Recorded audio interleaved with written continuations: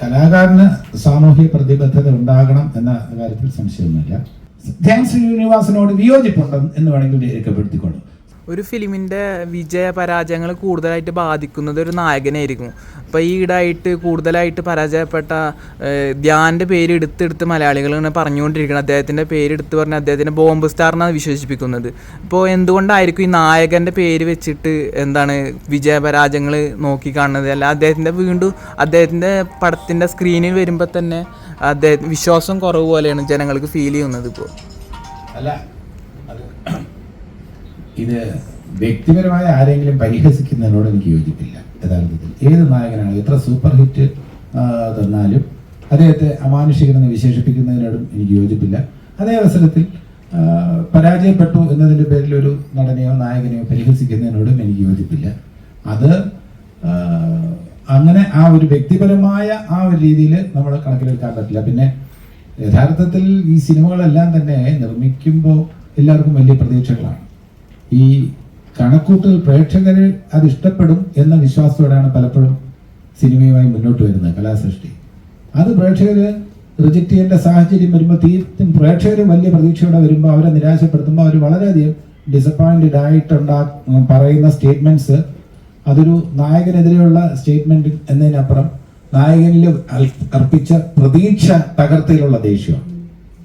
നായകനോടുള്ള ദേഷ്യമല്ല, വ്യക്തിയോട്. ഇനി ഏത് ഹീറോ ആണെങ്കിലും ശരി, അതെന്തെങ്കിലും കാണും എന്ന് വിചാരിച്ച് വന്നിട്ട് ഒന്നുമില്ല എന്ന് വരുമ്പോൾ അത് ഇന്നൊരാൾ നാളെ വേറൊരാൾ എൻ്റെ ഒരു ചിത്രം എന്തെങ്കിലും ഉണ്ടാവുമെന്ന് പ്രതീക്ഷിച്ച് വന്നിട്ട് ഞാൻ ഇതേപോലെ പ്രൊമോഷനിലൊക്കെ ഇരുന്ന് പറഞ്ഞിട്ട് അവിടെ വരുമ്പോൾ തീർത്തും നിരാശപ്പെടുത്തിയാൽ ആ പ്രതീക്ഷ തകർത്തതിൻ്റെ ഒരു ദേഷ്യമോ എന്തെങ്കിലും ഒരു വികാരമോ നിങ്ങൾക്ക് എന്നോട് ഉണ്ടാവും. അതിൽ ഞാൻ പരിഭവിച്ചിട്ട് കാര്യമില്ല. അത്രേ ഉള്ളൂ. അത് എനിക്കെതിരെയുള്ള അല്ലെങ്കിൽ എന്നോടുള്ള വ്യക്തിപരമായ വിരോധമായിട്ട് ഞാൻ കണക്കാക്കില്ല.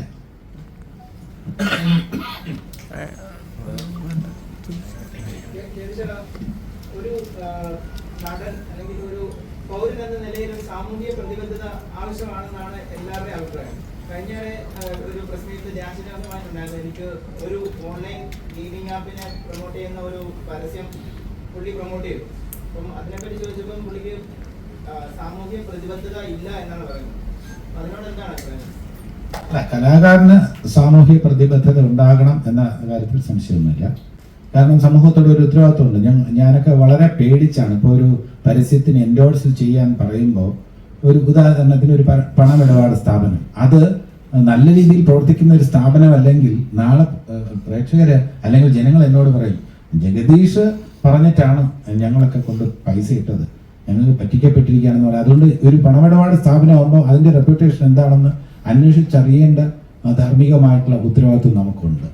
ഇന്നിപ്പോൾ കൺസ്യൂമർ പ്രൊട്ടക്ഷൻ അനുസരിച്ച് നമ്മളൊരു ക്രീം തേച്ചാൽ മുഖം വെളുക്കും എന്ന് നമ്മൾ പറയുകയാണെന്നുണ്ടെങ്കിൽ ആ ക്രീമിൻ്റെ ഒരു ഫലം എന്താണെന്നുള്ളത് ഒരു നടൻ ബോധ്യപ്പെട്ടതിന് ശേഷമേ അതിനുവേണ്ടി എൻഡോഴ്സ് ചെയ്യാവൂന്നാണ് ഇപ്പോഴത്തെ റൂള്.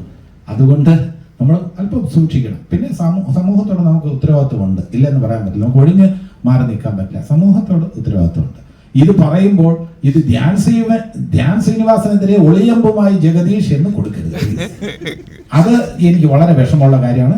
കാരണം എൻ്റെ ജീവിതത്തിൽ ഏറ്റവും എന്നെ സഹായിച്ചിട്ടുള്ള എനിക്ക് പാത വെട്ടി തുറന്നു തന്നിട്ടുള്ള ശ്രീനിവാസന്റെ മകൻ എന്ന നിലയിലും എൻ്റെ ഒരു അനിയൻ എന്ന നിലയിലും ധ്യാനിനെ എനിക്ക് വളരെ ഇഷ്ടമാണ്. എൻ്റെ സഹോദരൻ, എൻ്റെ അനിയൻ.